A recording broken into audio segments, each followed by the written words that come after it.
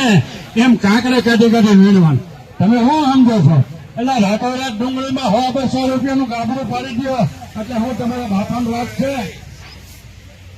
ખેડૂતો કઈ નથી બોલતા. અત્યારે 1.25, 1.25, 1.5 રૂપિયા, 200-2.5 રૂપિયા ડુંગળીમાં આપે. ખેડૂતો શું કાંદો કાઢી લે? મને સમજાવો કોક.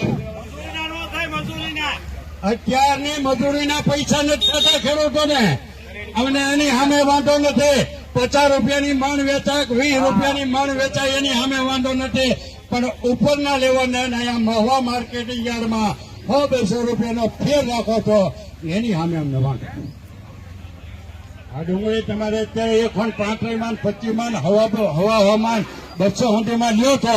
એટલે 2-5 દી પહેલા 16 તારીખે આની આ ડુંગળી અમારી 350 ની મણ વેચાતી હતી અને અત્યારે તમે આ ભાવ વેચવા મીંડ્યા, લેવા મીંડ્યા.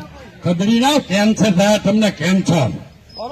મજૂરીના તો લૂટ છે તો તમારા પેટમાં જીવડા પડશે, જીવડા. અમે છોડી દેહો પણ ભગવાન અને કુદરત તમને નહીં છોડે. ખેડૂતો જાગૃત નથી, ખેડૂતોની એકતા નથી. એટલે એનો મતલબ તમે એમ ન સમજતા કે આજે આ દેશમાંથી જણનારીઓ બંધ થઈ ગયો.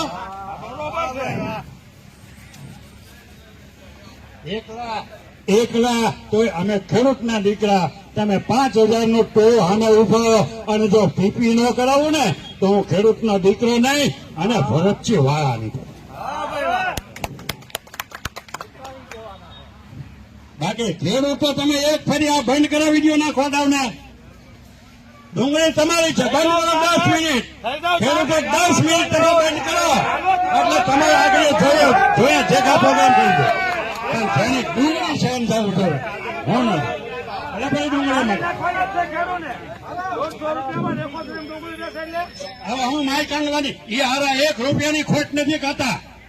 કરોડ રૂપિયા જાતા કરી દે પણ 1 રૂપિયાની ખોટ નથી ખાતા. અને તમે કરોડો રૂપિયા જાતા કરી દો છો અને 1 કલાક, અડધી કલાક હરાજી નથી બંધ કરાવી. આ યાર આપણો છે, આ યાર તમારો છે.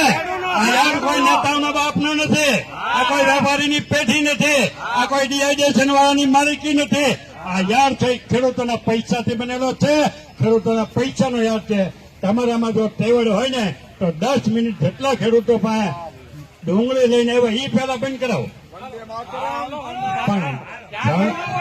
પણ આપણામાં કહેવત છે કે જણનારીમાં જોર ન હોય તો હું શું. બાકી હું તમને છાતી ઠોકીને કહી જાઉં કે મરદની મયતમાં